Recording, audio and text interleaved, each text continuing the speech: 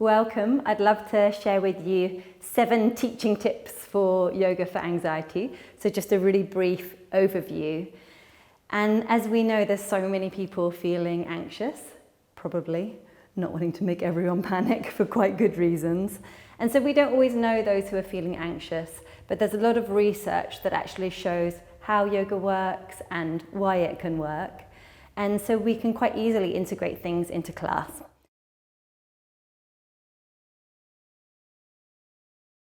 The first thing is just to be really informed and understand how anxiety works. So there's a physiological aspect, in other words, it's in the body, the heart is racing, but it's also psychological, so the mind might feel flooded with anxious thoughts.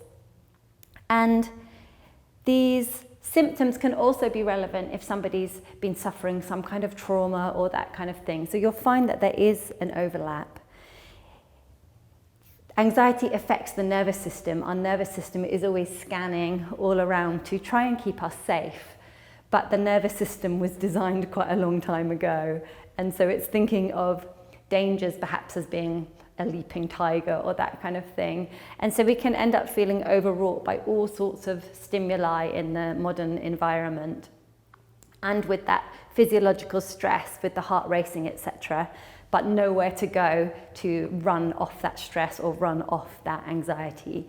So if we really understand anxiety well, we can share that it's not that there's anything wrong with us or with our students, but more it's just a natural nervous system response, but one that we know there are some tools that we can mediate, so we can have a really positive message to share also.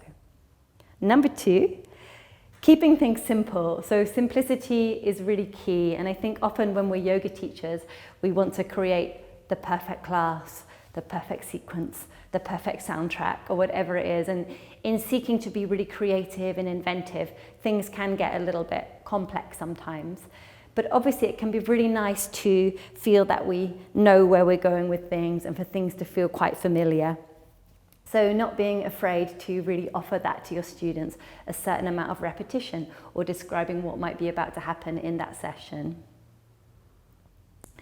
Thirdly, we need to be aware of the pace of the class, and this really ties in with the nervous system. So when the nervous system up-regulates, in other words, we get the sympathetic nervous system going, we will see that sometimes this can lead people to feel more anxious because of course it can feel so familiar in terms of when the heart's racing in, say, a panic attack or something like that.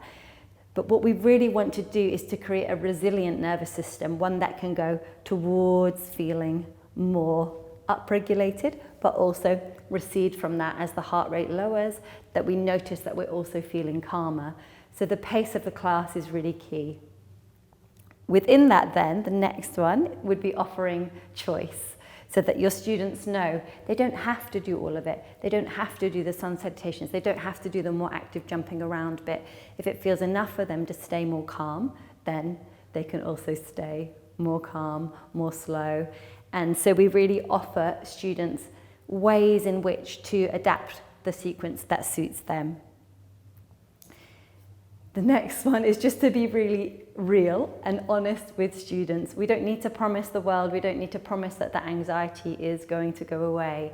We don't need to assume that a life with no anxiety is the ideal life, but we can just make a bit of space around that anxiety so it feels more, we feel more able to cope with that anxiety or whatever it is.